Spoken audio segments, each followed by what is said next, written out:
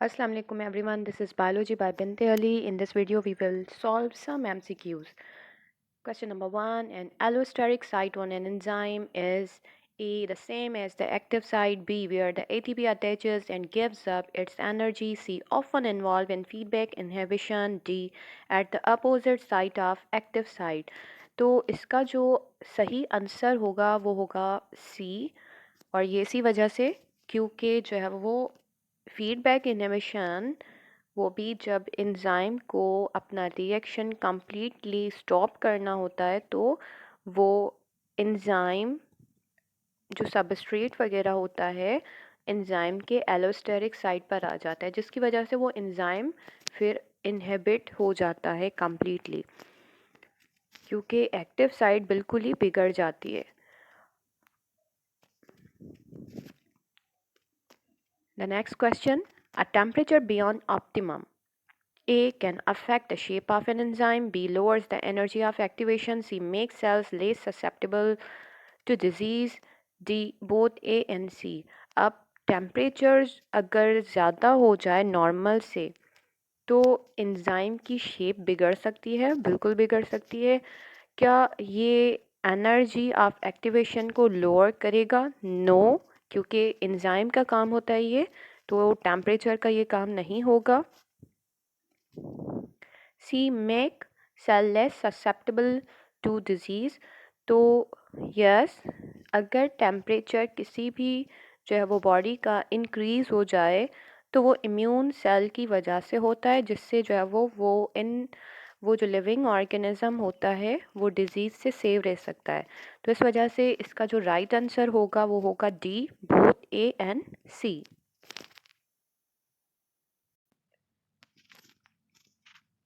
Next question, genetic drift operates in A, non-reproductive population, slow reproductive population, C, small isolated population, या फिर D, large isolated population। तो genetic drift सबसे ज़्यादा ऐसी population में होती है जो कि स्मॉल आइसोलेटेड हो, तो इस वजह से C is the correct answer.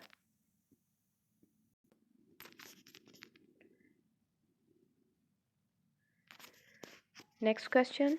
Insulin is composed of number of amino acids in a protein molecule. Insulin में कितने अमाइनो एसिड होते हैं? क्योंकि इंसुलिन प्रोटीन है तो इस वजह से इसमें अमाइनो एसिड के नंबर होंगे। Insulin consist of to chains alpha and beta. जो अल्फ़ा चेन होती है उसमें 21 अमाइनो एसिड होते हैं, जबकि बीटा चेन में 30 अमाइनो एसिड होते हैं। ऑप्शन ए है 41, ऑप्शन बी है 61, ऑप्शन सी है 51, ऑप्शन डी है 71। अब अगर हम अल्फ़ा और बीटा दोनों चेन्स के अमाइनो एसिड को प्लस करें 21 प्लस 30 तो हमारे पास जो राइट आंसर बनता है वो होता है सी। नेक्स्ट क्वेश्चन है, each alpha chain in one molecule of haemoglobin carries the number of amino acid. अब यहाँ पर क्योंकि हीमोग्लोबिन भी एक किस्म की प्रोटीन है तो उसमें भी जो है वो दो तरह के जो है वो चेन होते हैं, अल्फ़ा और बीटा। दो अल्फ़ा के चेन होते हैं हीमोग्लोबिन में और दो ही जो है वो बीटा चेन्स होते हैं।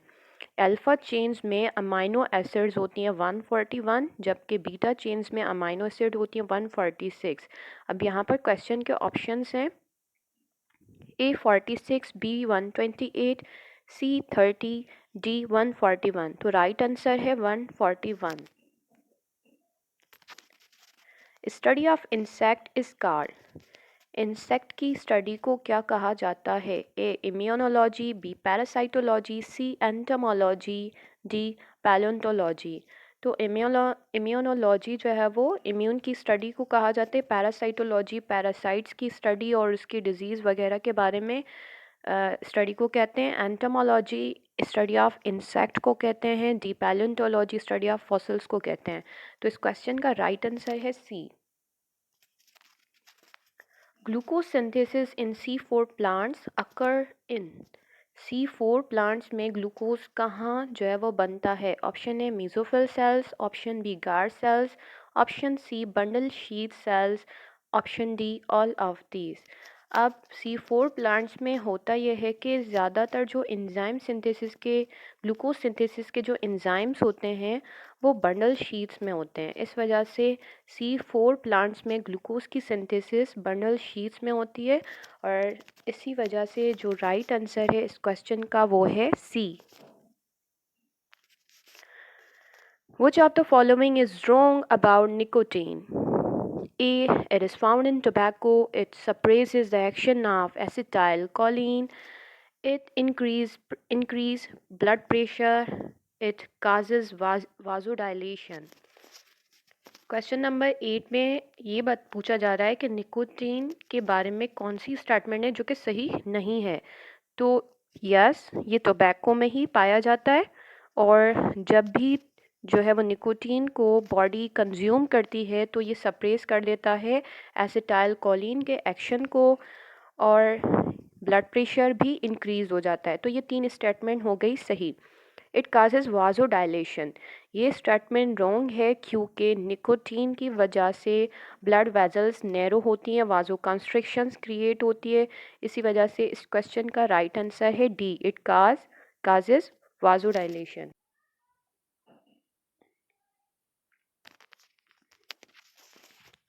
Which of the following hormone is not released from adenohypophysis? Adenohypophysis यानी कि anterior pituitary gland। अब कौन सा जो है वो हार्मोन है वो एंटीरियर पिट्यूटरी ग्लैंड रिलीज नहीं करता? First A thyroid stimulating hormone, B anti diuretic hormone, C follicle stimulating hormone, D growth hormone.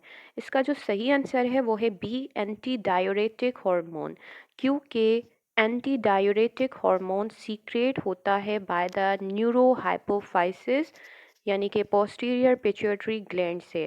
बाकी के 3 हार्मोन एडिनोहाइपोफाइसिस यानी कि एंटीरियर पिट्यूटरी ग्लैंड ही सीक्रेट करता है। The right answer of this question is the anti diuretic hormone. In the preparatory phase of glycolysis, breakdown of glucose occurs and energy is, यानी कि जब glycolysis को प्रिपरेटरी फेज में start किया जाता है और ब्रेकडाउन किया जाता है तो एनर्जी क्या होती है? A stored, B expended, C both A and B, D none. तो इसका जो सही ऑप्शन है वो है बी एक्सपेंडेड, क्योंकि ग्लाइकोलाइसिस के 2 फेजेस होते हैं, energy investment phase, energy yielding phase. तो एनर्जी इन्वेस्टमेंट फेज में ग्लाइकोलाइसिस के दौरान जो ग्लूकोज होता है वो ब्रेक डाउन होता है, जबकि यील्डिंग फेज में हमें एनर्जी मिलती है। तो इस क्वेश्चन का राइट आंसर है B. Use the figure to answer the question. The function of part labelled 1 is, जो लेवल 1 है फिगर में उसका काम क्या है? A formation of zygote, B formation of embryo, C formation of endosperm, D both B and C. तो इसका right answer है सी, क्योंकि ये पोलर न्यूक्लियाई है और पोलर न्यूक्लियाई एंजियोस्पर्म में जब सेकंड जो है वो स्पर्म के साथ फ्यूज होता है तो एंडोस्पर्म बनता है। The structure labelled 5 is, 5 label का नाम क्या है? A egg apparatus, B antipodal cells, C diploid fusion nucleus, D synergids. तो यहाँ पर इसका राइट आंसर है B antipodal cells. Which organelles are responsible for spindle formation during cell division? A nucleolus, B nucleus, C rough endoplasmic reticulum, D centrosome। तो इसका right answer है centrosome, क्योंकि centrosome के अंदर जो है वो सेंट्रियोल्स होते हैं। तो इस क्वेश्चन का राइट आंसर है centrosome. In lytic cycle bacterial cell, lytic cycle के दौरान बैक्टीरियल सेल के साथ क्या होता है? Start division, B continues its life processes, C forms endospore, D burst and dies. तो इसका राइट आंसर है डी ब्रस्ट एंड डाइज, क्योंकि लाइटिक साइकिल है, इसमें लाइटिक साइकिल के दौरान जब बैक्टीरियोफेज अपनी बहुत ज़्यादा कॉपीज़ बना लेता है तो सेल ब्रस्ट हो जाता है, होस्ट सेल यानी कि बैक्टीरियल सेल ब्रस्ट हो जाता है, जिसकी वजह से बैक्टीरियल सेल की डेथ भी हो जाती है।